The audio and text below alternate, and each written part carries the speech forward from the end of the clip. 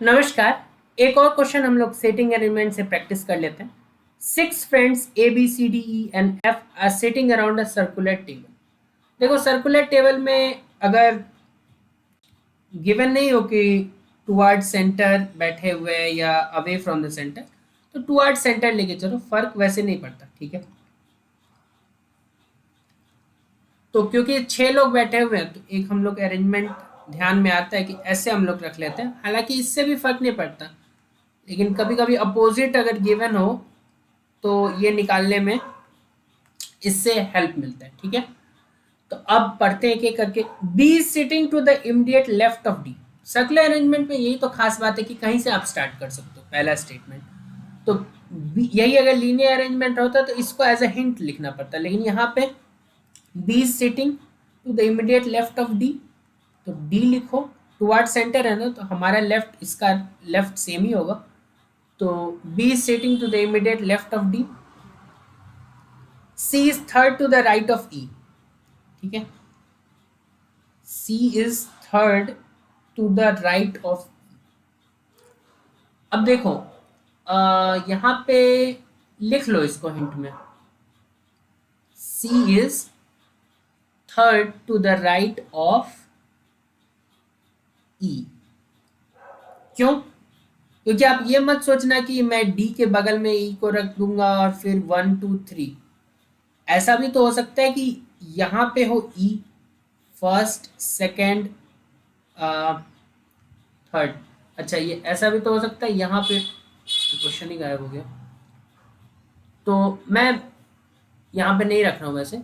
तो यहाँ पे भी तो हो सकता था ई। अगर यहाँ पे ई होगा फर्स्ट सेकंड थर्ड, तो यहाँ पे हो जाएगा सी।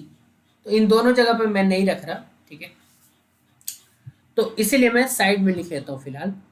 तो इसके बाद A is between C and F. अब जब बोल दिया A is between C and F, इसमें भी है कि सी के लेफ्ट में या राइट में अभी कंफ्यूजन है। तो ए बिटवीन सी और एफ ये लिख लो। ठीक, D sitting to the immediate left of E, that means E का पोजीशन यहां हो गया। ठीक है, अब जैसे ई का पोजीशन फिक्स हुआ तो हम उस स्टेटमेंट पे जाते हैं जहां पे हमने साइड में लिखा था कि C is third to the right of E. E का राइट इस तरफ होगा और C is third to the right, first second third, यहाँ पे सी है। ठीक है,